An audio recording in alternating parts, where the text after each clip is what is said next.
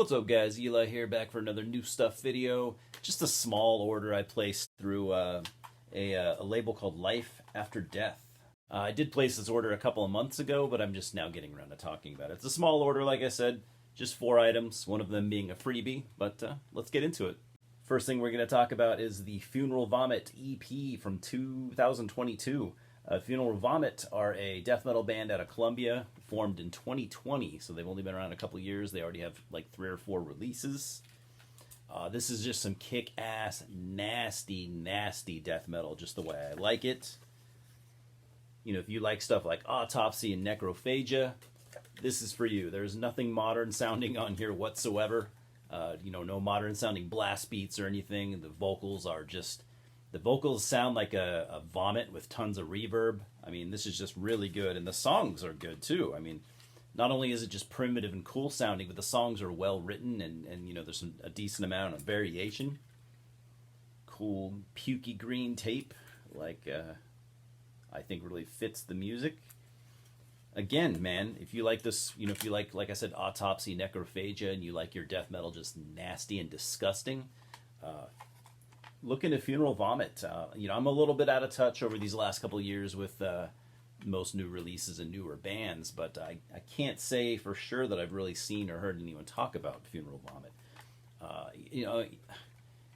Not to sound negative, but I think there's way too many bands right now. There's too many bands and too many labels.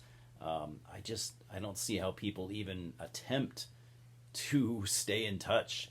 I used to keep up on newer bands and newer releases pretty well, but man, I mean, there is just, you see some people here on YouTube buying like 15 new releases a week. Like, I don't know how, what do you guys think? I don't want to use the word oversaturation, because I mean, that would make it sound like I want there to be less bands. I'm not saying I have an opinion on if there's too many bands or if there should be less. I'm certainly not going to tell anyone that they shouldn't start a band or they shouldn't put out an album if they have a band. But what do you guys think? Is it overwhelming for you yet? I mean, maybe it's just that I've been, into this stuff for so long that it's just starting to take its toll. And not just starting, but it's been taking its toll for the last 5 years or so. I haven't lost any love for the music, but man, I have lost a little bit of motivation to try to keep up, because I still want to listen to old releases.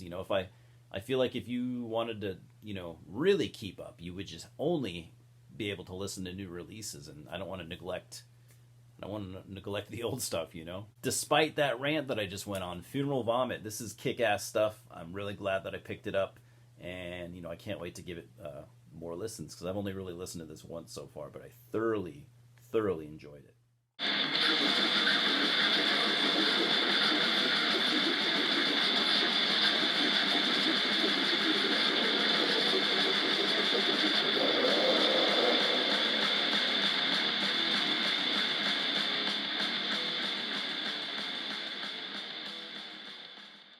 Then I got VHS with Lenzi from, this came out in 2022 as well. VHS are like a death grind band out of Canada, formed around 2015 or so.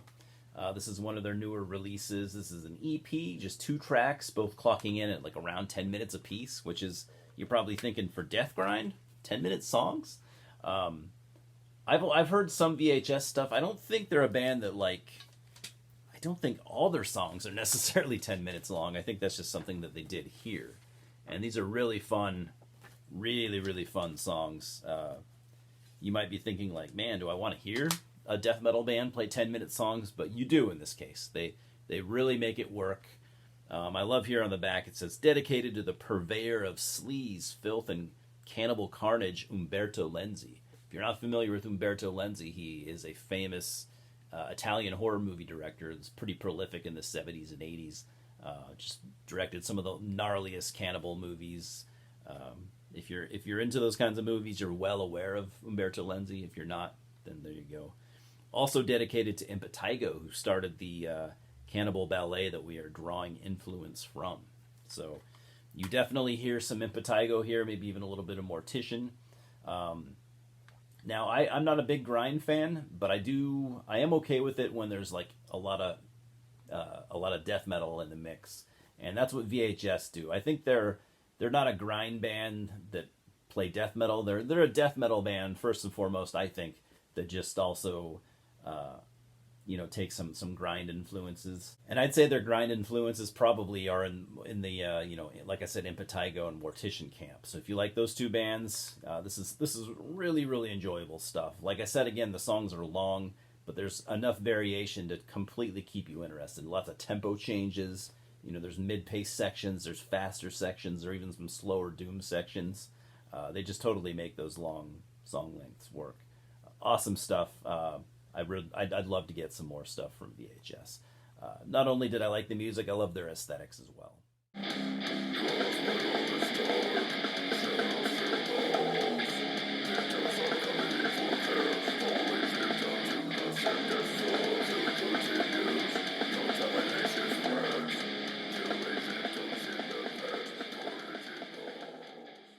And that's actually it for the Life After Death stuff.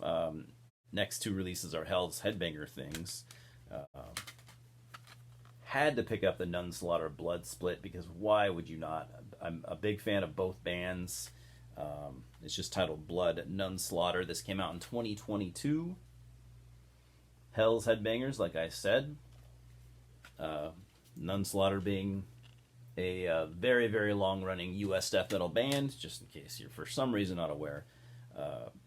You're maybe a little less likely to know who Blood are, but Blood are a grindcore band out of Germany. When I say grindcore, I think death grind would be... Their early stuff was more pure grindcore, or at least the way that they did it. Later on, I think they'd add a lot of doses of death metal, and in some cases, even a little bit of black metal. I'd call them a death grind band for the most part, but they're absolute legends. I love them. And I thoroughly enjoyed this split. It's only about 17 minutes long. The Nunslaughter side, you got 3 songs, starting off with Free from Christ. Instantly memorable song, I thought. Lots of groove with kind of the tempos were kind of slow to mid-paced. Second song, This Cross is Built for You. That one was more mid-paced with some really cool riffs. The main riff, to me, kind of sounding like a little black metal in there. And then Leave Me in My Grave, the last song, was a faster, thrashier song. So thoroughly enjoyed this. I enjoyed their side, and I enjoyed the Blood side. I'm not sure if I had to pick one, which I'd pick. I'd probably pick the Nunslaughter side, but I mean, just quality from start to finish here. This is awesome. The Blood side starts off with a song called Imperator, which was a completely foreboding doom song all the way through. When it started, I was like, okay, doomish intro, but the whole song is just like this just oppressive doom. It's pretty awesome, actually. And then they would switch off. Then they would do a faster song, like their second track, Parasite, was fast and grindy, and then track 6, Be Doomed. As you can imagine, another doomy song. Little more variation here. It started off doom, and then in the middle of the song, it would start adding some fast grind, and really cool. Nice variation. Just good songwriting all around. Get the Nunslaughter Blood release or split if you haven't. Definitely worth getting from Hells Headbangers.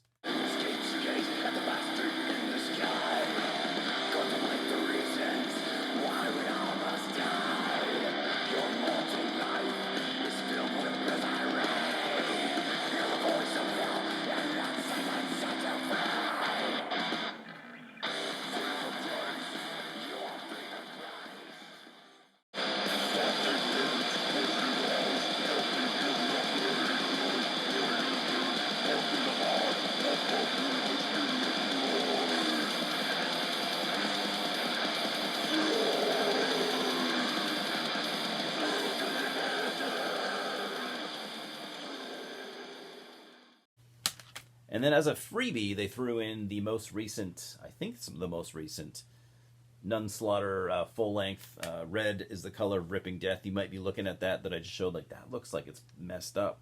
It looks like this was water damaged, and I think that's why they gave it to me for free. But hey, for some odd reason, I just had not picked this up. But, now that I have it, I thoroughly enjoyed this. As you know, cool red CD. As you know, Jim Sadis from, Nunslaughter died a couple of years back, and I think he would have wanted them to continue without him. They've done that. The new members sound great. The lineup here I just thought sounded awesome. Yeah, I mean, I think this lineup is on fire. This is just an awesome awesome, awesome album. I highly recommend it. I've only listened through it one time so far, but I was like, man, just just it's just headbanging, primitive, old school death metal. No matter what the lineup is, I think they always deliver. Dawn of the Dead on vocals, him being the only original member at this point, but that's okay.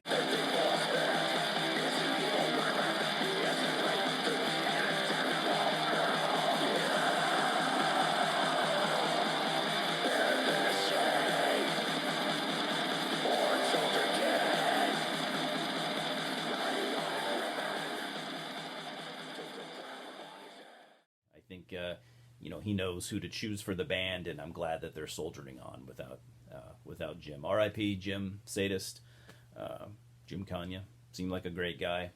Every time I bring up a band that he's been in, I have to kind of pay tribute. So anyways, that's it. What do you guys think? Are you familiar with the Life After Death label? I was turned on to them by Brian Arkham. Thanks again, Brian. Very cool label. Obviously, Hells Headbangers. So have you heard any of these releases? Let me know. Let's talk about stuff, huh? Anyways, that's all I got for you today. We'll talk soon. Louis says hello. Fucking death metal.